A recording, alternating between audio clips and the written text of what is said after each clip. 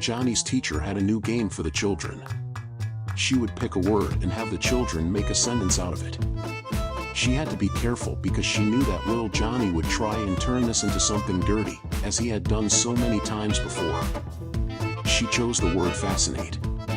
Knowing that Johnny could not possibly mess this one up, she called on him first. Johnny said, "My sister went to the mall and bought a blouse. It had 10 buttons up the front, but her boobs were so big she could only fasten 8.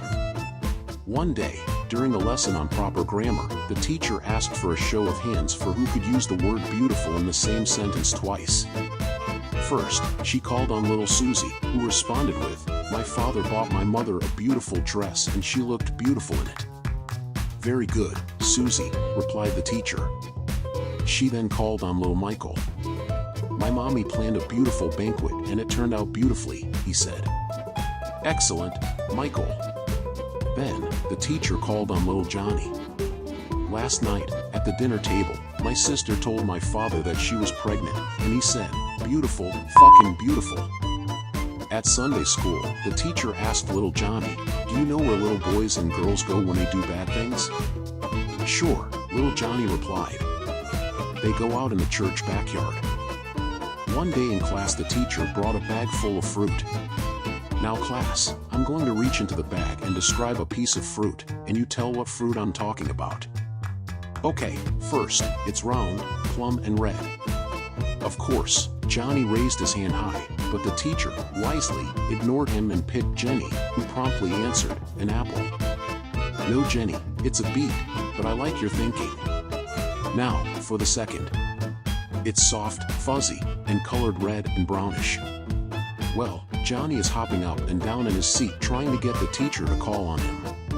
But she skips him again and calls on Billy. "Is it a peach?" "No, Billy, I'm afraid it's a potato. But I like your thinking." "Here's another one, it's long, yellow, and fairly hard." By now, Johnny is about to explode as he waves his hand frantically. The teacher skips him again and calls on Sally. "A banana," she says. "No," the teacher replies, "it's a squash, but I like your thinking." Johnny is kind of irritated now, so he speaks up loudly. "Hey, I've got one for you, teacher, let me put my hand in my pocket." "Okay, I've got it, it's round, hard, and it's got a head on it." "Johnny," she cries. "That's disgusting." "Nope," answers Johnny, "it's a quarter, but I like your thinking." One day the teacher decides to play an animal game. She holds up a picture of a giraffe and asks if anyone knows what it is. No one raises his or her hand. The teacher says, "See its long neck?" "What animal has a long neck?" Sally holds up her hand and asks if it is a giraffe. "Very good, Sally," the teacher replies. Next she holds up a picture of a zebra. None of the students holds up his or her hands. "See the stripes on this animal?" "What animal has stripes?" Billy holds up his hand and says it is a zebra. "Very good, Billy," the teacher replies. Next she holds up a picture of a deer. None of the students holds up his or her hand. "See the big antlers on this animal?" "What animal has horns like this?" Still no one guesses. "Let me give you another hint, it's something your mother calls your father." Johnny shouts out, "I know what it is, it's a horny bastard."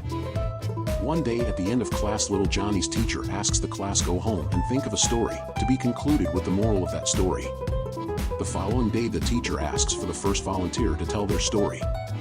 Little Susie raises her hand.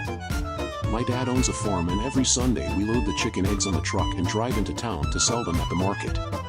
Well, one Sunday we hit a big bump and all the eggs flew out of the basket and onto the road." When the teacher asked for the moral of the story, Susie replied, "Don't keep all your eggs in one basket." Little Lucy went next.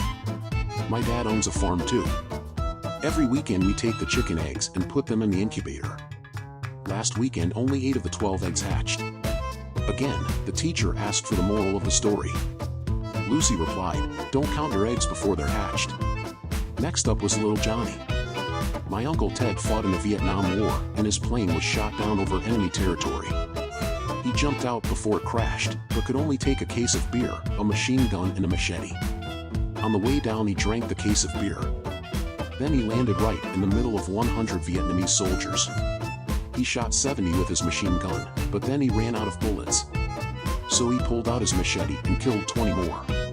Then the blade on his machete broke, so he killed the last 10 with his bare hands. The teacher looked a little shocked. After clearing her throat, she asked what possible moral there could be to this story. Well, Johnny replied, "Don't screw with Uncle Ted when he's been drinking." Little Johnny was sitting in class one day.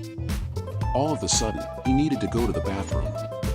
He yelled out, "Miss Jones, I need to take a piss." The teacher replied, "Now, Johnny, that is not the proper word to use in this situation. The correct word you want to use is urinate.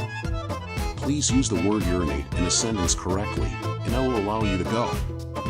Little Johnny thinks for a bit, then says, "You're an 8, but if you had bigger tits, you'd be a 10.